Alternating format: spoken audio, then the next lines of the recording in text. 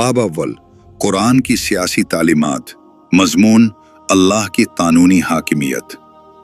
इताअत खालिसतन अल्लाह की और पैरवी उसी के कानून की होनी चाहिए। इसको छोड़कर दूसरों की या अपनी ख्वाहिशात नफ्स की पैरवी ममनू है।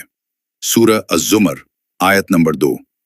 ए नबी, हमने ये किताब हक के साथ तुम्हारी तरफ नाजिल की है, बस तुम दीन को अल्लाह के लिए खालिस करके उसकी बंदगी करो। खबरदार, दीन खालिस अल्लाह ही के लिए है। सूरह अज़्ज़ुमर आयत नंबर 11 से 12। कहो, मुझे हुक्म दिया गया है कि दीन को अल्लाह के लिए खालिस करके उसकी बंदगी करूं, और मुझे हुक्म दिया गया कि सबसे पहले सरे इताअत झुका देने वाला मैं हूं। हमने हर उम्मत में एक रसूल भेजा कि अल्लाह की बंदगी करो और तागूत से इज्तिनाब करो। हर वो हस्ती जो अल्लाह के मुकाबले में सरकशी करे और अल्लाह के सिवा जिसकी बंदगी की जाए, खा बंदगी करने वाला उसके जबर से मजबूर होकर उसकी बंदगी करे या अपनी रजा और रगबत से ऐसा करे, वो तागूत है। कता नजर इससे कि वो कोई इंसान हो या शैतान या बुत या और कोई चीज। सूरह अल-बैना आयत नंबर 5।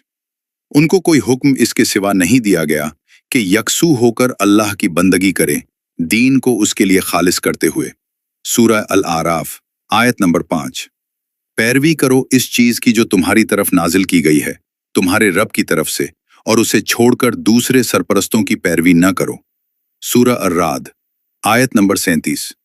और अगर तूने इस इल्म के बाद जो तेरे पास आ चुका है उनकी ख्वाहिशात की पैरवी की, तो अल्लाह के मुकाबले में न तेरा कोई हामी होगा न बचाने वाला। और अल जासिया आयत नंबर 37। फिर हमने तुझको दीन के एक खास तरीके पर कायम कर दिया, बस तू उसी की पैरवी कर और उन लोगों की ख्वाहिशात की पैरवी न कर जो इल्म नहीं रखते। वो कहता है कि अल्लाह ने इंसानी मामलात को मुंजबित करने के लिए जो हदें मुकर्रर कर दी हैं, उनसे तजावुज करने का किसी को हक नहीं है। सूरह अल-बकरत आयत नंबर 229। ये अल्लाह की बांधी हुई हदें हैं, उनसे तजावुज न करो, और जो अल्लाह की हुदूद से तजावुज करे वही जालिम है। सूरह तलाक आयत नंबर 1। ये अल्लाह की हदें हैं, और जो अल्लाह की हद से तजावुज करे उसने अपने नफ्स पर खुद जुल्म किया। सूरह अल-मुजादिला आयत नंबर 4। ये अल्लाह की हदें हैं, और पाबंदी से इनकार करने वालों के लिए दर्दनाक सजा है। नीज वो कहता है कि अल्लाह के हुक्म के खिलाफ जो हुक्म भी है न सिर्फ गलत और नाजायज है, बल्कि कुफ्र और जलालत और जुल्म और फिस्क है। इस तरह का हर फैसला जाहिलियत का फैसला है, जिसका इनकार लाजिम ईमान है। सूरह उल-माइदा आयत नंबर 44। और जो अल्लाह के नाजिल करदा हुक्म के मुताबिक फैसला न करें वही काफिर हैं। सूरह अल-माइदा आयत नंबर 45।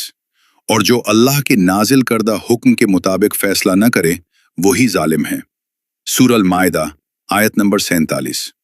और जो अल्लाह के नाजिल करदा हुक्म के मुताबिक फैसला न करे वही फासिक हैं।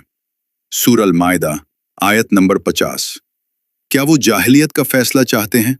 हालांकि यकीन रखने वालों के लिए अल्लाह से बेहतर फैसला करने वाला और कौन हो सकता है। सूरह उन-निसा आयत नंबर 60।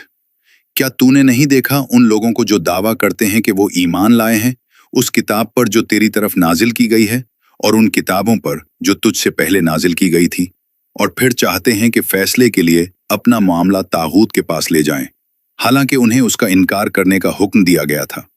शैतान चाहता है कि उन्हें भटकाकर गुमराही में दूर ले जाए।